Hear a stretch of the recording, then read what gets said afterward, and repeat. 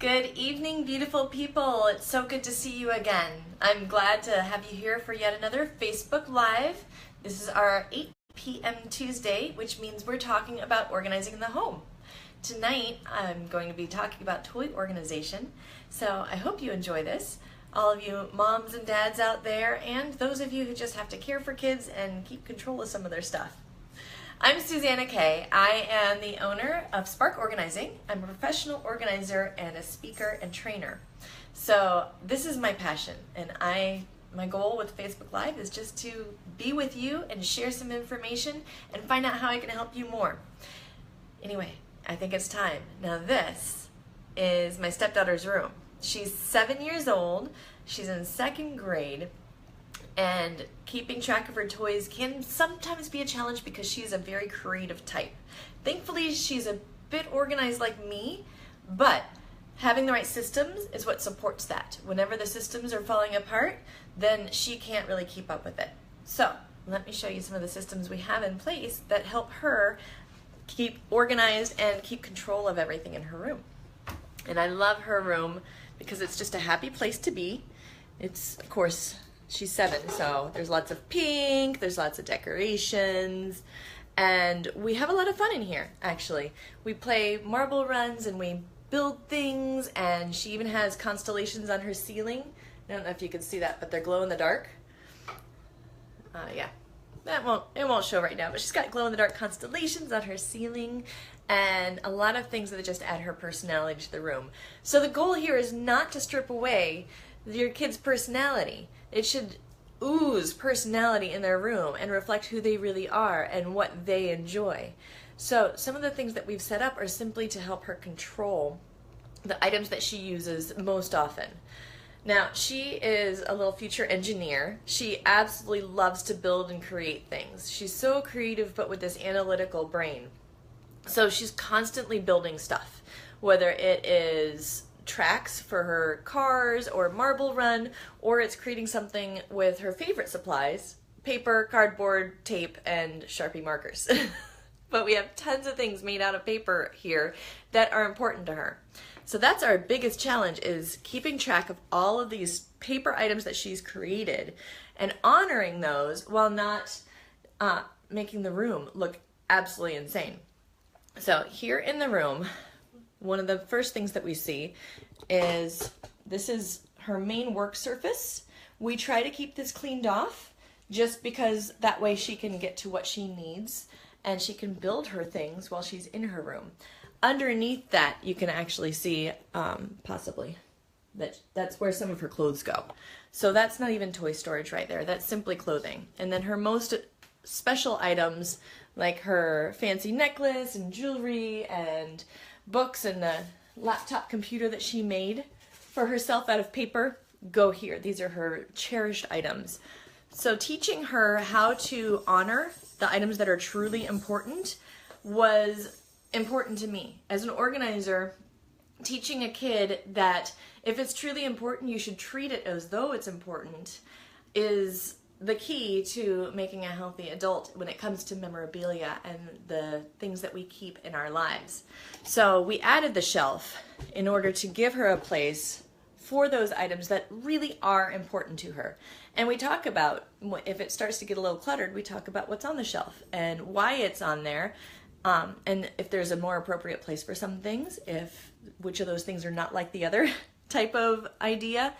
And then it just keeps whittling down to just the most important items for her. So it's a great conversation to have with your kids. Then the main toy storage that we have. Now this is simply from IKEA. This is a series of bins, and we actually got these used, so it does not have to be expensive to be useful.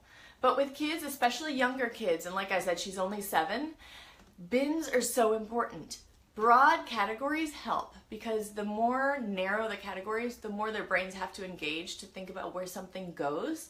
And it can be really difficult when there's an overwhelming number of choices, especially if your kid suffers from any type of focus issues, if they've been diagnosed with ADD.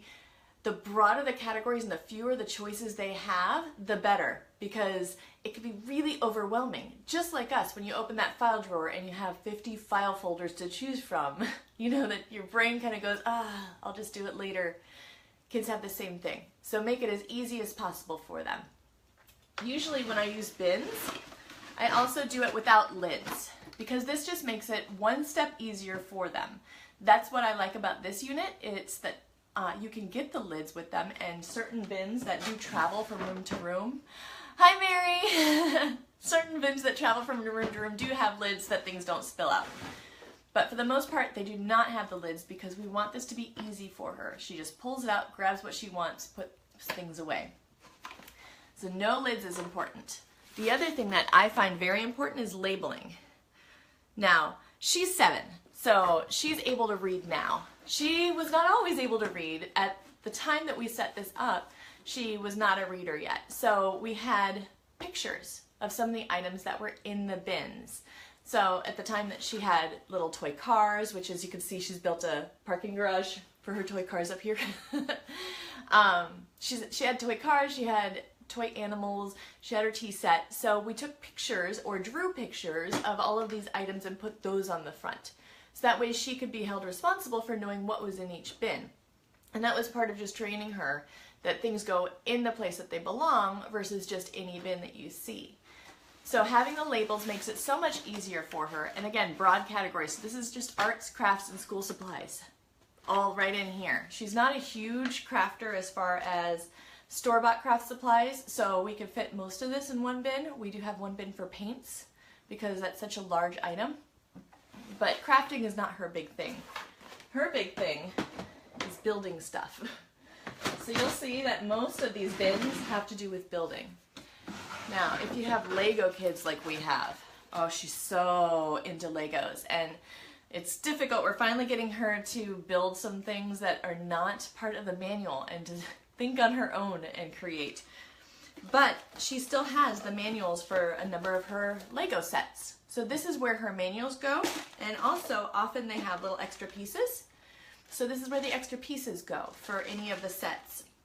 And she has a couple of them where there's extra pieces that interact with them. Like there's a car that shoots little things out of the guns. So we gave her her own box of Ziploc snack bags, so she can put pieces in there and keep them in order, because she's the type of kid who actually likes to have the specific part with that toy. So Legos, that's a big one. We do not keep the boxes. We only keep the manuals because that is enough information for us. We're not planning to resell. And then, like I mentioned, this girl could spend all day just making things out of paper. So we want to honor that part of her as well. So we have several bins that are just named things Kayla made, or building supplies. So building supplies would be like cardboard boxes. She's got a ping pong ball in here for some of the games that she creates. That would be catching a ball. These are slippers. She made everybody in that family slippers before. So she's got an entire bin of the things that she's made that are important to her. Now the reason for having a bin versus all of these on a shelf, there are a couple of reasons. For one, all of these on a shelf are going to look cluttered after a while. And it'll drive me crazy for one, but also it won't be a very calm environment for her. So having the bin does visually keep it clutter-free. Also, as adults as well, keeping control of things based on space is a great way to decide how much of something you want to have. So she can have as many of these as will fit in her 2 bins. If she makes something else and it won't fit in the bin, then she has to decide, will something come out in order for the new thing to go in? Or can the new thing go because there's nothing in here that she likes less? And that's an important concept, especially for kids, because they don't really have the idea of space yet as far as the household space. So usually the answer is, well, why don't you just keep it for me? And then of course we have to respond that we have limited space too. So we created these limited spaces for her so she can visually see space and make decisions based on what she likes best. And that's a huge thing that I do with kids. It's just much easier for them. Oh, I'm putting them back on. So having the bins, like I said, broad categories. So you don't see anything such as just the tea set. You might see tea and party supplies, or you might see fashion jewelry and party supplies. Something specific like only jewelry, that'd be a very large bin for very few things for her. Now if your kid is a huge jewelry person, then maybe she can fit a whole bin full of just that, and that would be an appropriate category. But for the most part, we want to make it broad as possible and put like things together. So we have one column of building out of papers and crafts, one column of building out of various things that were actually purchased, such as Legos. Also, you notice that they're very easy to open. Like I mentioned, we don't do tops, but if it's not easy to open and easy to access, then you're going to have a harder time getting them to put things away, and they will have a harder time putting things away. So remember that when you're doing setting up your organizational systems. How easy is it for them to access? If the bins fall out easily when they get pulled out, if they start to fall, or if they're difficult to pull out, then you're going to have more of a problem. Some of those white towers with the clear bins can, as they get older, they start to warp and they become more difficult to pull in and out. So those might not be the best types of bins to use. I like these because they do last a very long time and they can take a beating, which is important with a little one.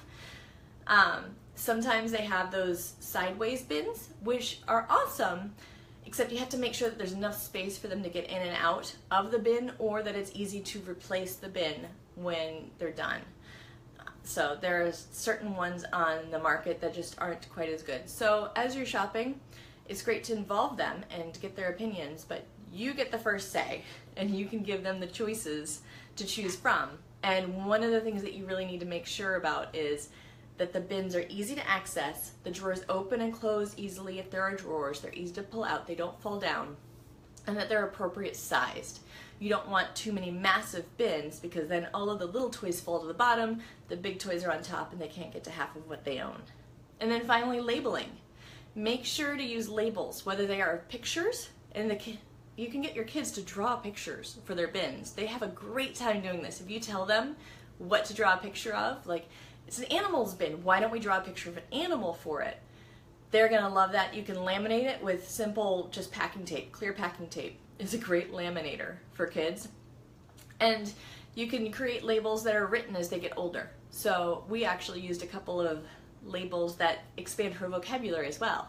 So instead of listing cars and trucks and planes, we have vehicles. So that way she learned the term vehicles and how that applies to all things transportation. So those are some of my quick and easy tips for organizing the toys in the room. Next time, we will talk a little bit about the memorabilia in the room and creating that special space around your kid without letting it overwhelm you. So we'll be talking about memorabilia and photos and all that artwork and how to corral all that and honor it without causing too much clutter. So that'll be next Tuesday, 8 p.m. And then also this Thursday, you'll see me on, yes, Kayla does love to draw. Yes, Jeff. This Thursday, you will see me at 11 a.m. about our productivity segment. We will talk about bullet journals and how to incorporate a written bullet journal into your work day or your life.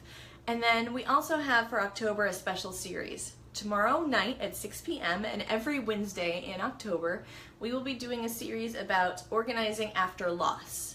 So dealing with the grief and going through items after you've lost somebody that's attached to those items and how you move forward and some of the concepts behind that. So tomorrow night, 6 p.m., organizing after loss, 11 a.m. on Thursday, bullet journals and productivity. And if you're interested in finding out more about us, we did just add on our maintenance services, which is everything that the maid doesn't do before you get to the organizer level. So our maintenance services are a really cool new product that we have. I hope you check them out on our website at sparkorganizing.com. And other than that, I look forward to seeing you tomorrow evening at 6. I hope you have a beautiful day. I love you all so much. Have a great night.